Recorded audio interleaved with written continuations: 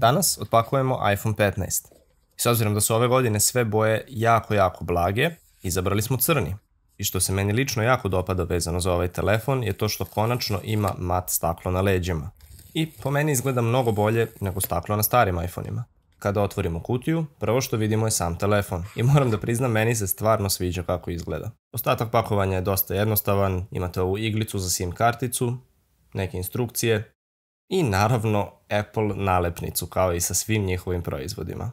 Također sa ovom generacijom prvi put na iPhone-ima dobijamo USB-C, što je na Androidu nešto što postoji već godinama naravno, ali eto, sad je stiglo i do iPhone-a i uz ovaj dobijamo i pleteni USB-C kabel. I trebalo bi da traje dosta duže.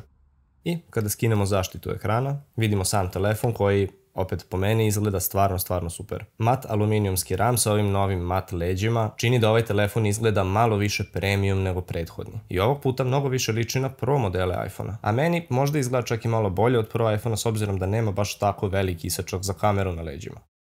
Još jedna stvar koja se promenila je to što su sada ivice rama malo zakrivljene. I u suštini je dosta teško da se vidi na kameri, ali se osjeti jako velika razlika kada držite telefon u ruci, odnosno na iPhone 14, 13 ili neke starije verzije. I prosto je mnogo udobniji bez tih oštrih ivica. I u odnosu na iPhone 14 koji je skoro identičan kao iPhone 13, ove godine postoji stvarno dosta više razlika. Mat staklo na leđima, USB-C, dinamično ostrvo je sada došlo sa Pro modela i na obične, kao i nova kamera od 48 megapiksela i ekran od samo 60 Hz. Ali to je priča za drugi video. Također, običnom iPhone 15 i dalje fali ono akcijno dugme koje su dobili iPhone 15 Pro i Pro Max. Ovaj i dalje ima stari prekidač za mutiranje. Pišite nam u komentarima kakva su vaša mišljenja o iPhone 15, da li planirate da ga kupite, da li ste ga možda već kupili i sve ostale utiske. Također, pretplatite se na kanal i druge YouTube stvari.